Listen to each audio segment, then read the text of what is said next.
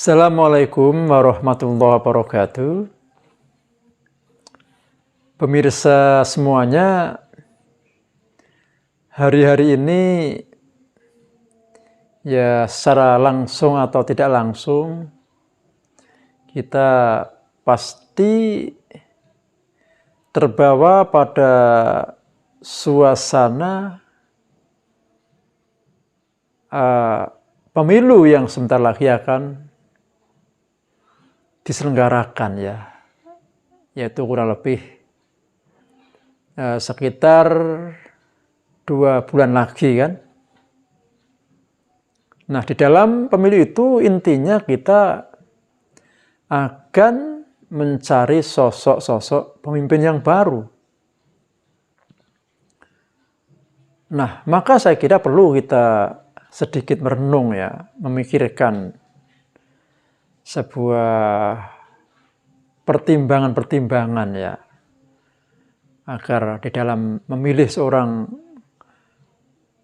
pemimpin itu atau memilih para pemimpin itu kita minimal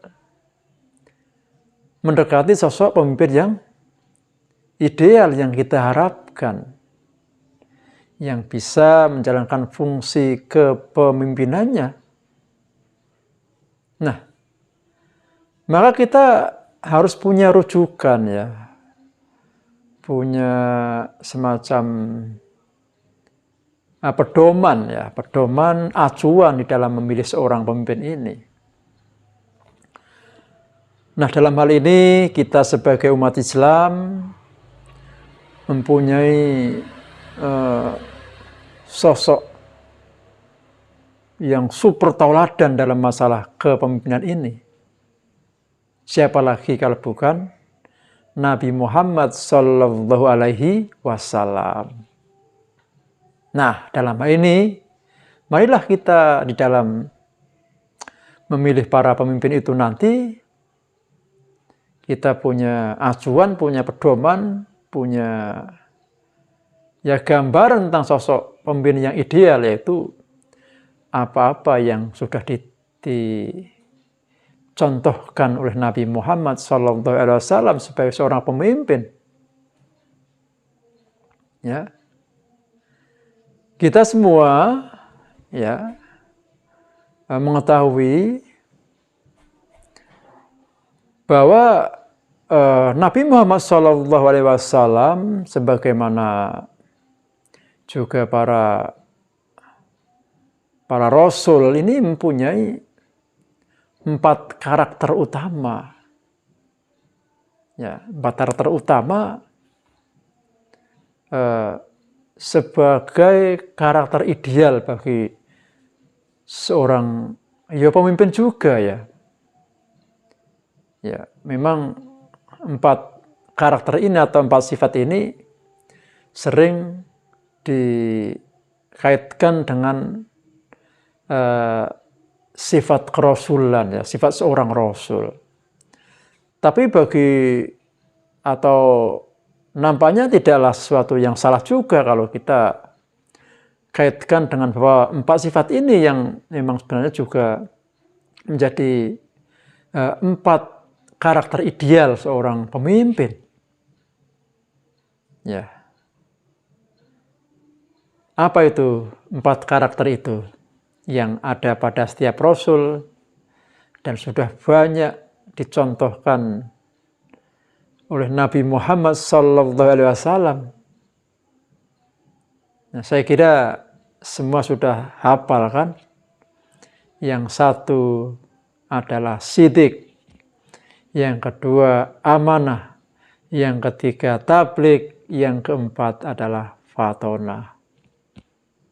Nah, maka singkatnya seorang pemimpin harus mempunyai sifat sidik. Artinya seorang pemimpin harus selalu memegang nilai-nilai kebenaran yang bersifat universal, yang bersifat objektif, bukan subjektif. Nah, Adakah pemimpin yang semacam ini pada zaman sekarang ini? Saya yakin masih ada. Walaupun mungkin kalau kita cermati sudah menjadi barang langka. Karena apa? Karena kalau kita cermati model-model pemimpin sekarang ini kurang, ya minimal kurang, kadang kurang untuk memegang nilai-nilai kebenaran. Contoh yang paling mudah adalah ketika berbicara ya, apalagi di kalangan politisi ini yang sering nampak jelas ya. Mereka kalau bicara bukan mengedepankan nilai kebenaran, nilai kejujuran, ya, tapi yang dibicarakan sesuai dengan apa yang menjadi kecenderungannya, menjadi aspirasinya. Kebenaran itu seolah-olah pedomannya adalah apa yang diinginkannya. Segala sesuatu yang sejalan dengan apa yang diinginkannya, itulah yang dianggap benar. Sedangkan yang tidak sesuai dengan apa yang dikehendakinya itu adalah salah. Nah, ini banyak terjadi fenomena pemimpin yang semacam ini. Yang semacam ini berarti dia belum mempunyai sifat sidik, belum mampu menumbuhkan karakter dirinya, ya, karakter sidik dalam dirinya, yaitu orang-orang yang senantiasa memegang dan mengedepankan nilai-nilai kebenaran. Ya, karena barangkali lebih mengedepankan nilai-nilai kepentingannya. Itu kan kita saya kira sering dengan gamblang, dengan mudah menemukan fenomena yang semacam ini. Pemimpin-pemimpin yang kalau bicara tidak mengedepankan nilai kejujuran yang menyampaikan kebenaran, tapi hampir kebanyakan berbicara sesuai dengan kemauan dan kepentingan yang menjadi arahnya. Maka dari itu, walaupun barangkali zaman sekarang sudah menjadi barang yang langka, tapi kita tetap yakin masih ada. Maka carilah dan pilihlah orang-orang yang semacam itu, yang selalu jujur untuk mengatakan yang benar itu benar, yang salah itu salah. Ya, walaupun mungkin apa yang dikatakan benar itu bertentangan dengan kehendaknya ya. Tapi selama itu benar, dia harus berani mengatakan itu benar. Dengan segala kejujurannya. Nah, saya yakin masih ada orang-orang yang mempunyai karakter sidik ini ya. Sekali lagi yang senantiasa berani menyampaikan apa yang benar adalah sesuatu yang benar, yang salah adalah memang salah. Tidak semata-mata tergantung kemana hati dirinya mempunyai arah. Itu yang pertama. Silakan cari para pemimpin yang relatif ya, walaupun tidak sempurna, yang relatif masih menjaga nilai kebenaran dalam dirinya itu. Saya yakin walaupun sedikit tetap masih ada, maka pilihlah calon pemimpin yang semacam itu. Yang kedua, calon pemimpin juga harus mempunyai sifat amanah. Amanah itu artinya menyampaikan. Nah, ini penting sekali. Penting sekali bagi seorang pemimpin punya sifat amanah. Jadi amanah itu artinya ya menjaga apa yang dititipkan kepada dirinya ya, untuk diperlakukan, digunakan, dijalankan dengan sebagaimana mestinya. Nah, misalkan dia sebagai seorang pemimpin yang diserai sebuah jabatan ya, ya misalkan kepala daerah, mungkin juga sebagai wakil rakyat, dia mempunyai amanah, dititipi sebuah kekuasaan kepada dirinya. Dan ini ya, jabatan kekuasaannya dititipkan kepada dirinya itu harus dipegang dengan sifat amanahnya. Maka harus jalankan sesuai dengan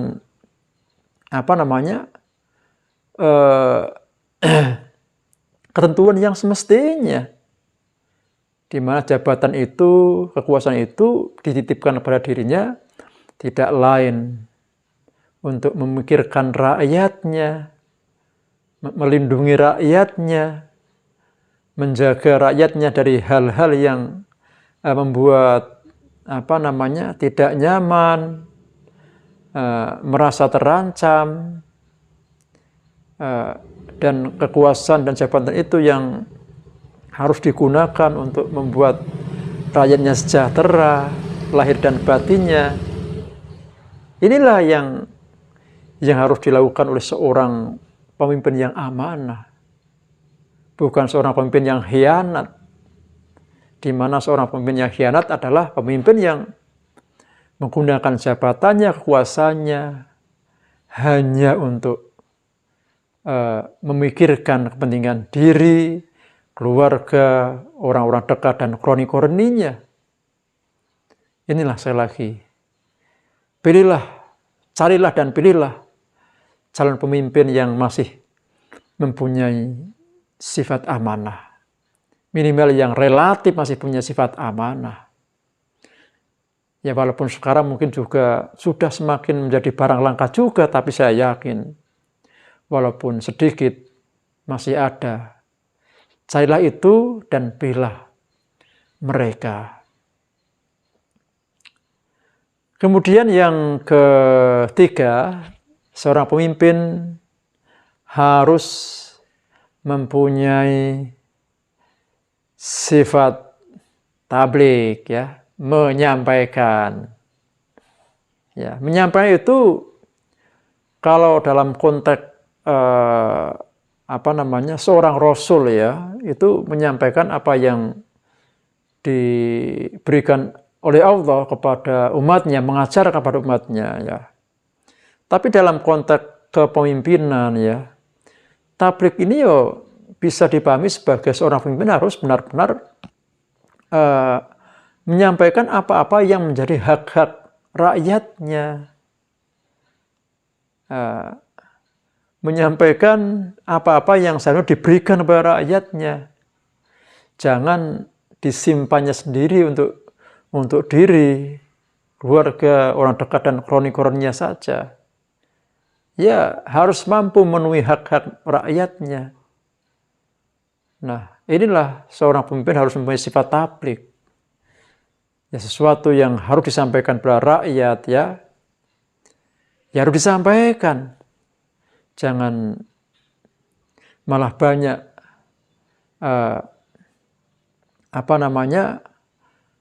tertahankan, tersimpankan untuk dirinya, untuk keluarga dan kroni-kroninya. Ya, sebagai contoh apa misalkan kalau kita bicara tentang pemimpin negara misalkan. Ya, misalkan ketika kita bicara tentang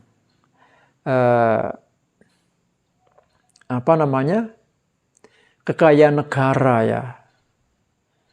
Kekayaan negara yang dikatakan misalkan dalam sebuah pasal Undang-Undang Dasar 45 yang mengatakan bahwa bumi, air, dan saya kurang hafal ya, yang intinya itu semuanya sumber-sumber daya di sebuah negara dikuasai oleh negara dan digunakan sebesar-besarnya untuk kemakmuran rakyat. Nah, berarti di sini ada hak untuk disampaikan kepada rakyat. Nah, maka di sini seorang pemimpin yang tabligh ini akan menjalankan amanat undang-undang ini dengan baik. Ya, bagaimana dia menggunakan segala kekayaan, segala sumber daya yang dimiliki oleh negara untuk benar-benar dimanfaatkan, dikembalikan sebesar-besarnya ke tengah-tengah rakyat untuk meningkatkan kesejahteraan dan memperbaiki, menjaga kehidupan mereka agar selalu dalam keadaan yang sejahtera.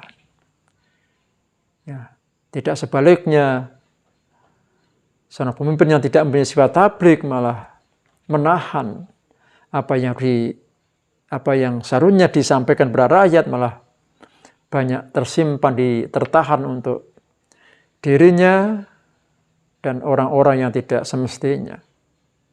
Maka lagi, silakan cari calon pemimpin yang lebih mempunyai sifat tablik dan pilihlah mereka. Dan yang keempat, seorang pemimpin harus mempunyai sifat fatonah, cerdas. Nah, dalam hal ini saya kira insya Allah lah, kalau soal cerdas ya, zaman sekarang sudah tidak diragukan lagi ya. Sekarang orangnya pinter-pinter, cerdas-cerdas ya. Titelnya panjang-panjang. Ya. Nah, lalu bagaimana? Karena semua bisa dianggap sudah cerdas semua ya. Ya, tidak mungkinlah seorang yang katakanlah bodoh itu terus bisa ikut menjadi bagian dari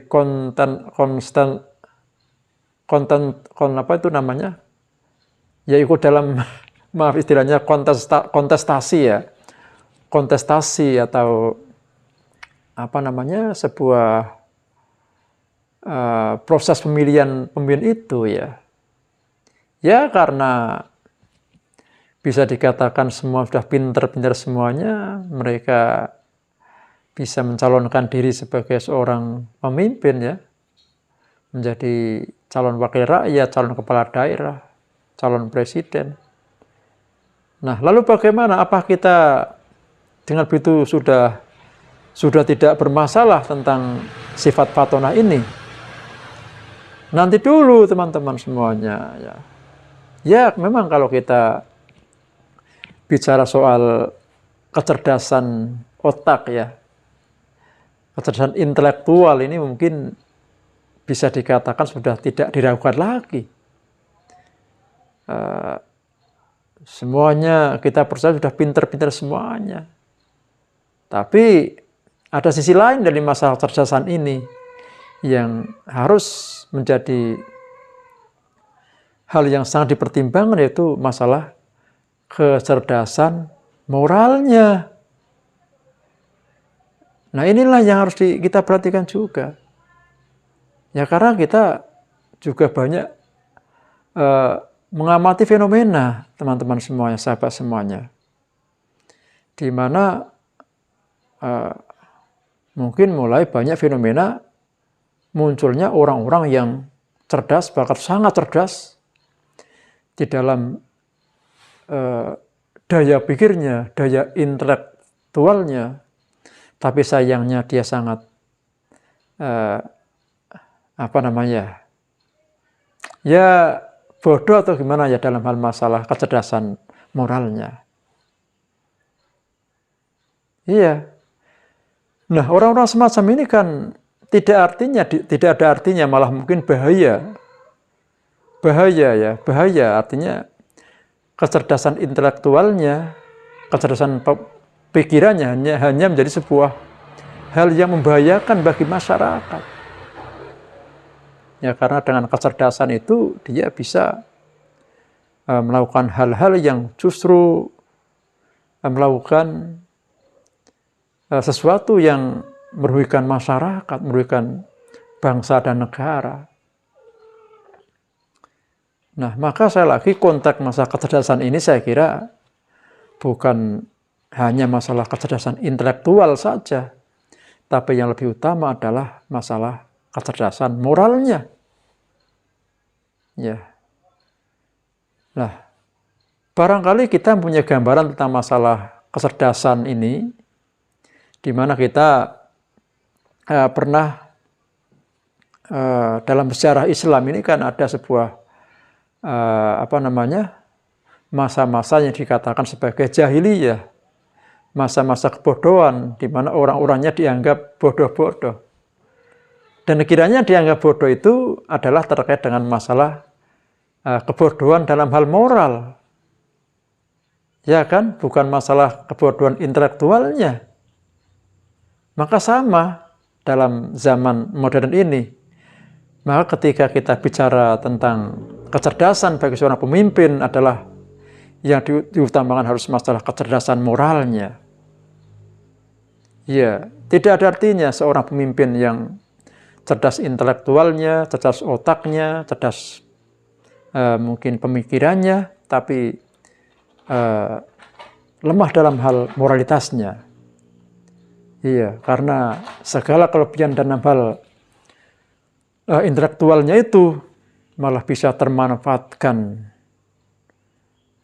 untuk sesuatu hal yang salah, yang berbahaya, yang merugikan rakyat, bangsa, dan negara.